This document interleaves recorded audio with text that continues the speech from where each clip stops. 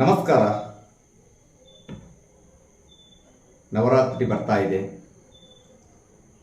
ನಮ್ಮ ಬದುಕಿನಲ್ಲಿ ತುಂಬ ಕಷ್ಟಗಳಿರುತ್ತೆ, ತುಂಬ ಸಮಸ್ಯೆಗಳಿರ್ತದೆ. ಕೆಲವರು ಅದನ್ನು ಗ್ರಾಚಾರ ಅಂತ ಕರೀತಾರೆ, ಇನ್ನು ಕೆಲವರು ಕರ್ಮ ಅಂತ ಕರೀತಾರೆ, ಮತ್ತೆ ಕೆಲವರು ನಾವು ಅದನ್ನು ಪಡೆದುಕೊಂಡದ್ದು ಇಷ್ಟೇ ಅಂತಲೂ ಕರೆಯುವರಿದ್ದಾರೆ. ತುಂಬ ಪರಿಹಾರಗಳನ್ನು ಮಾಡುವವರು ಕೂಡ ಇದ್ದಾರೆ.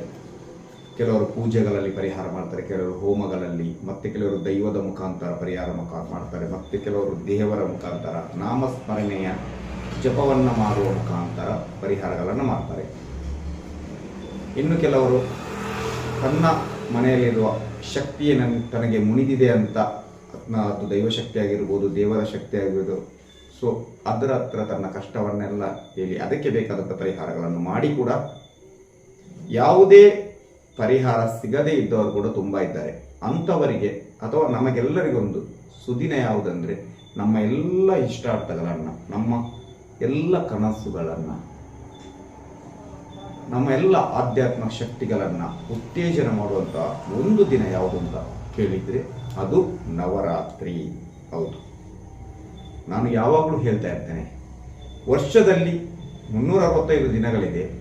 ಆ ವರ್ಷದಲ್ಲಿ 3 ದಿನಗಳು ಬಹಳ ಬಹಳ ಶ್ರೇಷ್ಠ, ತುಂಬ ಶ್ರೇಷ್ಠ. ಯಾವುದು ಅಂತ ಕೇಳಿದರೆ, ಒಂದು ಶಿವರಾತ್ರಿ, ಇನ್ನೊಂದು ಗ್ರಹಣ ಬರ್ತಕ್ಕಂಥದ್ದು, ಮತ್ತೊಂದು ನವರಾತ್ರಿಯ 9 ದಿನ, ದಶಮಿಯ 10ನೇ ದಿನ ಅಂತ ದಶಮಿ ನಾವು ಕರಿತೀವಿ. ಯಾಕೆ ಶ್ರೇಷ್ಠ ಅಂತ ಕೇಳಿದರೆ ತುಂಬ ವೈಜ್ಞಾನಿಕ ಕಾರಣಗಳಿವೆ.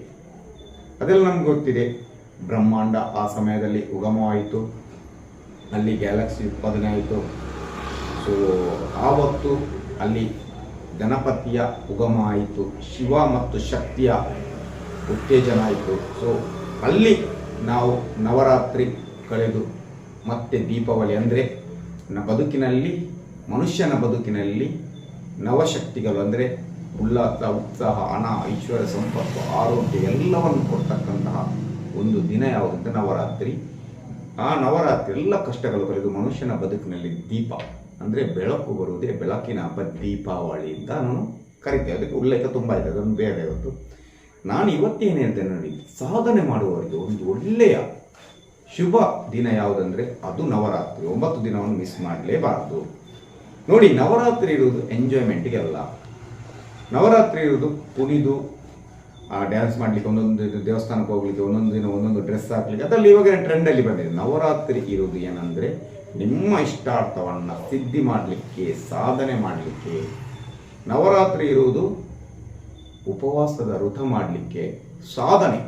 ನೋಡಿ, ಬೇರೆ ದಿನದಲ್ಲಿ ನೀವು ಎಷ್ಟು ಜಪ ಮಾಡ್ತೀರೋ ಗೊತ್ತಿಲ್ಲ, ಬಟ್ ನವರಾತ್ರಿಯನ್ನು ನೀವು 9 ದಿನ ಎಷ್ಟು ಜಪ ಮಾಡ್ತೀರಾ ಅದರ 10 ಪಟ್ಟು ಲಾಭವನ್ನು ಪಡಿತೀರಿ. ಯಾಕಂದರೆ ಅಷ್ಟೊಂದು ಎನರ್ಜಿ ಇದು ಪ್ರೂವ್ ಆಗಿದೆ. ಏನಂದರೆ ಸೈಂಟಿಫಿಕ್ ಆಗಿ ಕೂಡ ಇದು ಗೊತ್ತಿದೆ ಎಲ್ರಿಗೂ. ಅಷ್ಟೊಂದು ಎನರ್ಜಿ ಇರುತ್ತೆ. ನೀವು 1,000 ಮಾಡಿರೋದು 1,00,000ಕ್ಕೆ ಸಮನಾಗಿರ್ತಕ್ಕಂತಹ ಸಾಧನೆ. ಯಾವ ರೀತಿ ಮಾಡಬೇಕು ಸಾಧನೆ ನೋಡಿ. ನಿಮ್ಮ ಮನೆಯಲ್ಲಿ ಒಂದು ದೈವಶಕ್ತಿ ಇದೆ. ನಾನು ಯಾವತ್ತು ಹೇಳ್ತೀನಿ, ನೀವು ಕಂಡ ದೇವಸ್ಥಾನಕ್ಕೆ ಹೋಗೋದು, ಯಾವುದೋ ಪೂಜೆ ಮಾಡೋದು, ಇನ್ನೊಂದು ಹೋಮ ಮಾಡೋದು, ಮತ್ತೊಂದು ವೃತಗಳನ್ನು ಮಾಡೋದು, ಗೊತ್ತಿಲ್ಲದನ್ನೆಲ್ಲ ಮಾಡೋದು, ಯೂಟ್ಯೂಬಲ್ಲೆಲ್ಲ ನೋಡಿ, ಪುಸ್ತಕದಲ್ಲಿ ನೋಡಿ, ಒಟ್ಟಾರೆಯಾಗಿ ಮಾಡೋದು, ಮತ್ತೆ ಅದಕ್ಕೆ ರಿಸಲ್ಟ್ ಕೂಡ ಒಟ್ಟಾರೆಯಾಗಿ ಸಿಗ್ತದೆ. ಹಾಗಾದ್ರೆ ಏನು ಮಾಡಬೇಕು? ಸೊ ನಿಮ್ಮ ಮನೆಯಲ್ಲಿ ದೈವಶಕ್ತಿ ಇದ್ದರೆ ಅದನ್ನೇ ನೀವು ಉಳಿಸ್ಬೋದು. ಏನೋ ಒಂದು ನಿಮ್ಮ ಮನೆಯಲ್ಲಿ ದೈವಶಕ್ತಿ ಇದೆ, ದೇವಿ ಇರ್ಬೋದು, ಅಥವಾ ತುಳುನಾಡಿನಲ್ಲಿ ಆರಾಧನೆ ಮಾಡ್ತಕ್ಕಂತಹ ದೈವಶಕ್ತಿ ಇರ್ಬೋದು, ಮಂತ್ರ ದೇವತೆ ಇರ್ಬೋದು, ಕಲ್ಲುಟ್ಟಿ ಇರ್ಬೋದು, ಯಾವುದೇ ಚಾಮುಂಡಿ ಇರ್ಬೋದು, ಎಲ್ಲವನ್ನು ಬೇರೆ ಸಮಯದಲ್ಲಿ ಕೂಡ ಸಿದ್ಧಿ ಮಾಡ್ಬೋದು. ಅದು ಬೇರೆ. ನಾವು ತರಗತಿ ಮಾಡಿದೆವು, ಇಲ್ಲಿ ತನಕ 6 ತರಗತಿ ಮಾಡಿದ್ದೇವೆ. ಸೊ ಆದರೆ ನವರಾತ್ರಿ ಅಂದು 9 ದಿನ ವಿಶೇಷವಾಗಿ ನಿಮ್ಮ ದೈವಿ ಶಕ್ತಿ, ನೀವು ಶಕ್ತಿಯನ್ನು ಕೊಡ್ಬೋದು. ಅದೇ ರೀತಿ ಶಕ್ತಿ ಕೊಡುವುದರ ಜೊತೆ ಸಿದ್ಧಿ ಮಾಡಿ ನಿಮ್ಮ ಇಷ್ಟಾರ್ಥಗಳು. ಅದು ಮನುಷ್ಯನಿಗೆ ಏನು ಇಷ್ಟ? ಹಣ, ಐಶ್ವರ್ಯ, ಸಂಪತ್ತು, ಸೌಂದರ್ಯ ಎಲ್ಲವೂ ಬೇಕು ಅವನಿಗೆ. ಅದಕ್ಕೋಸ್ಕರ ನಿಮಗೊಂದು ಸುದಿನ ಅಂದರೆ ಅದು ನವರಾತ್ರಿ ಬರ್ತದೆ. ಆದ್ದರಿಂದ ಎಲ್ಲರೂ ಸಾಧನೆಯನ್ನು ಮಾಡಿ, ಗೊತ್ತಿದ್ದಷ್ಟು ಮಾಡ್ಬೋದು. ಗೊತ್ತಿದ್ದವರು ಕೆಲವರು ಲಲಿತಾ ಸಹಸ್ರನಾಮವನ್ನು ಪಾರಾಯಣ ಮಾಡ್ತಾರೆ, ಅದರ ಒಂದು ಸಾಧನೆಯನ್ನು ಮಾಡ್ತಾರೆ. ಇನ್ನು ಕೆಲವರು ದೇವಿ ಅಷ್ಟೋತ್ತರಗಳನ್ನು ಮಾಡ್ತಾರೆ, ಮತ್ತು ಕೆಲವರು ಚಂಡಿಗೆ ಸಂಬಂಧಪಟ್ಟಂತಹ ಮಾಡ್ತಾರೆ, ಮತ್ತು ಕೆಲವರು ತಾಮಸ ಶಕ್ತಿಗಳನ್ನೆಲ್ಲ ಆರಾಧನೆ ಮಾಡ್ತಾರೆ. ಬೇರೆ ನಾವು ನಾರ್ತ್ಗೆಲ್ಲ ಹೋದ್ರಲ್ಲಿ, ವೆಸ್ಟ್ ಬೆಂಗಾಳಕ್ಕೆಲ್ಲ ಹೋದರೆ, ಸೊ ಅದೆಲ್ಲ ಕಷ್ಟ ನಮಗೆ ಗೊತ್ತಿಲ್ಲ, ನಾವು ಮಾಡಬಾರ್ದು, ಅದು ಶಕ್ತಿ ನಮ್ಮದಲ್ಲ. ಹಾಗಾದರೆ ನಾವು ಯಾವ ರೀತಿ ನವರಾತ್ರಿಯ ಸಾಧನೆಯನ್ನು ಮಾಡಬೇಕು, ನಮ್ಮ ಇಷ್ಟಾರ್ಥವನ್ನು ಸಿದ್ಧಿ ಮಾಡಬೇಕು, ನಮ್ಮ ಮನೆಯ ದೈವಿ ಶಕ್ತಿಯನ್ನು ಉತ್ತೇಜನ ಮಾಡಬೇಕು, ಆ ಶಕ್ತಿಯ ಜೊತೆ ಯಾವ ರೀತಿ ಮಾತಾಡಬೇಕು, ಇದೆಲ್ಲವನ್ನು ಇದಕ್ಕೊಂದು ವಿಶೇಷವಾದ ತರಗತಿ ಇದ್ದೇನೆ. ಈ ಮೊದಲೇ ದೈವ ರಕ್ಷಣೆ ಮಂತ್ರ ಸಿದ್ಧಿ ಕಲಿತವರು ಇದಕ್ಕೆ ಬರಬೇಕು ಅಂತೆಲ್ಲ, ಆದರೂ ಇದರಲ್ಲಿ ಸ್ವಲ್ಪ ಸ್ಪೆಷಲ್ ಆಗಿ ನವರಾತ್ರಿಯ ವಿಶೇಷ ಏನಿದೆ ಅಂತ ಅದನ್ನು ಸೇರಿಸಿ ನವರಾತ್ರಿ ಸಿದ್ಧಿ ಸಾಧನಾ ತರಗತಿಯಿಂದ ಮಾಡ್ತಾ ಇದ್ದೀವಿ. ಸೊ ದೈವ ರಕ್ಷೆ ಮಂತ್ರ ಸಿದ್ಧಿ ಅಂತ ನವರಾತ್ರಿ ಸಿದ್ಧಿ ಸಾಧನ ತರಗತಿಯಿಂದ. ಸೊ ಯಾವಾಗ ಸ್ಟಾರ್ಟ್ ಆಗ್ತದೆ? 19, 20, 21 3 ದಿನ. 22ನೇ ತಾರೀಕಿಂದ ನವರಾತ್ರಿ ಪ್ರಾರಂಭ ಆಗುತ್ತೆ. ನೀವು ವಿಡಿಯೋನ ರೆಕಾರ್ಡಿಂಗ್ ಇರುತ್ತದೆ, ಅದರಲ್ಲಿ ಒಂದೇ ದಿನದಲ್ಲಿ ಬೇಕಾದರೂ ನೋಡ್ಬೋದು, 3 ದಿನದಲ್ಲಿ ಅದರಲ್ಲಿ ಬೇಕಾದಷ್ಟು ಅದರ ಬಗ್ಗೆ ಮಾಹಿತಿಗಳಿರ್ತದೆ, ಅದನ್ನು ನೋಡಿ 22ರಿಂದ ನೀವು ಪ್ರಾರಂಭವನ್ನು ಮಾಡ್ಬೋದು.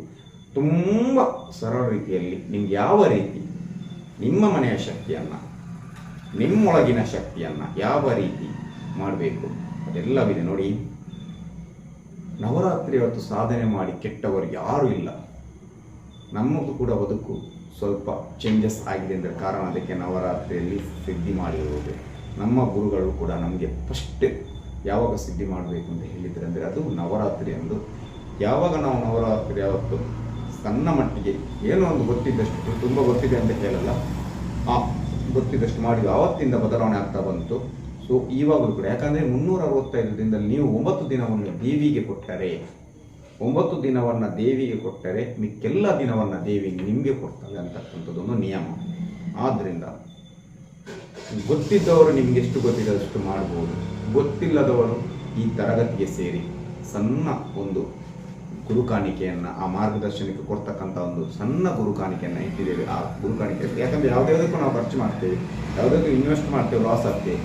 ಸರಸ್ವತಿಗೆ ಇನ್ವೆಸ್ಟ್ ಮಾಡಿ ಅಂತ ನಾನು ಹೇಳ್ತೇನೆ ನಿಮ್ಮ ಹತ್ರ. ಅಂದರೆ ಇನ್ವೆಸ್ಟ್ ಅಂತಲ್ಲ, ಒಂದು ಕಾಣಿಕೆ ಅಂತ. ನಾವು ಯಾವುದನ್ನು ಫ್ರೀಯಾಗಿ ಕಲಿಸಬಾರ್ದು, ಅದಕ್ಕೆ ಸಣ್ಣ ಕಾಣಿಕೆಯನ್ನು ಇಟ್ಟಿದ್ದೇನೆ. ಸೊ ಕಲಿಯಿರಿ, ಸಾಧನೆಯನ್ನು ಮಾಡಿ. 9 ದಿನ ವೇಸ್ಟ್ ಮಾಡಲಿಕ್ಕೆ ಹೋಗಬೇಡಿ. ಖಂಡಿತ ನಿಮ್ಮ ಬದುಕಿನಲ್ಲಿ 100ಕ್ಕೆ 100ರಷ್ಟು ನೀವು ಅಂದ್ಕೊಂಡಂಥ ಕೆಲಸ ಬರುವ ವರ್ಷ ನವರಾತ್ರಿ ಬರುವುದರೊಳಗೆ ಆಗೇ ಆಗುತ್ತೆ. ಯಾಕಂದರೆ ಲಾಸ್ಟ್ ಇಯರ್ ಯಾರೆಲ್ಲ ಸಾಧನೆ ಮಾಡಿದ ಈ ವರ್ಷ ಅವ್ರದ್ದು ಆಗಿದೆ. ತುಂಬ ಜನ ಹೇಳಿದ್ದಾರೆ, ಸರ್ ನೀವು ಕೊಟ್ಟ ಮಂತ್ರದಿಂದ, ನೀವು ಕೊಟ್ಟು ಕಲಿಸಿದ ತಂತ್ರದಿಂದ, ನಿಮ್ಮ ತರಗತಿಗೆ ಸೇರಿ ನಮ್ಮ ಬದುಕು ಬದಲಾಗಿದೆ ಅಂತ. ಒಟ್ಟು 300ಕ್ಕಿಂತಲೂ ಅಧಿಕ ಜನ ಸೇರಿದ್ದಾರೆ. ಇದೊಂದು ಸುವರ್ಣ ಅವಕಾಶ ಸಾಧನೆ ಮಾಡುವವರಿಗೆ. ಮಿಸ್ ಮಾಡಬೇಡಿ. ಕರ್ಮ ಯಾರಿಗೆ ಚೆನ್ನಾಗಿದೆ ಇದೊಂದು ನೆನಪಿಟ್ಕೊಳ್ಳಿ. ಯಾರ ಕರ್ಮ ಚೆನ್ನಾಗಿದೆ ಅವರಿಗೆ ಮಾತ್ರ ಈ ತರಗತಿ ಅಥವಾ ಇಂಥ ಸಾಧನೆ ಮಾಡುವ ಅವಕಾಶಗಳು ಸಿಗ್ತದೆ. ಎಲ್ಲರಿಗೆ ಸಿಗುವುದಿಲ್ಲ, ಯಾಕಂದರೆ ನನ್ನ ವಿಡಿಯೋನ ಎಲ್ಲರೂ ನೋಡುವುದಿಲ್ಲ. ಕರ್ಮ ಅವ್ರದ್ದು ಕಲಿಬೇಕಲ್ಲ.